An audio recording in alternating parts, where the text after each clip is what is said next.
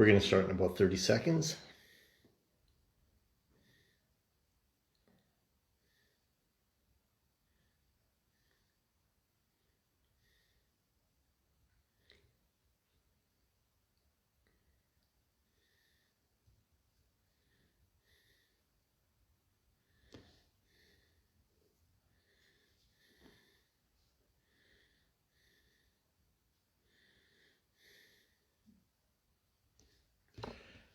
Good morning and welcome to Cup of Faith for Wednesday.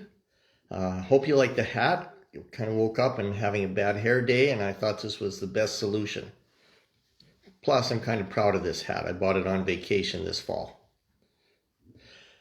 This is going to be the last of the 4 Cups of Faith that I've been asked to do. And these Cups of Faith are based on the character and the promises and the history of God. So it transcends however we see circumstances, and it transcends even our moments of unbelief, because it's not based in us, it's based in God. The first one we talked about was the God who runs to us, and this was the story of the prodigal son and the father who literally ran to him to embrace him and accept him. The next was the God who sees and hears us. And this was the story of Hagar and Ishmael when they were in the desert and they were alone and they had run out of water. And an angel of the Lord told Hagar that God had seen Ishmael's tears and heard his cries. And then last week we talked about the God who thinks of us. And from Psalm 139, verse 17, how precious it is, Lord, to realize that you are thinking about me constantly. Often we think that our Christianity is based on how much effort we put into it. But God puts in far more. As much as we think about God, he's even thinking about us more. Today, the last cup of faith is the God who exceeds our expectations.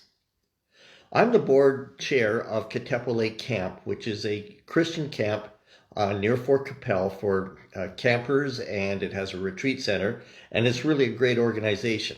My son Cameron, who many of you know because he often plays keyboard at the Church of God, he is their program director and has helped the camp survive some very difficult summers over the last couple of years.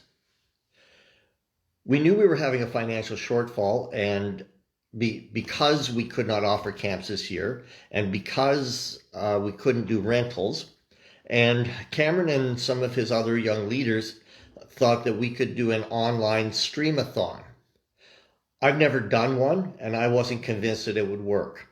Regardless, the kids all worked really hard on it, put together a great program, and set a goal of $25,000, which far exceeded anything that I thought we could raise.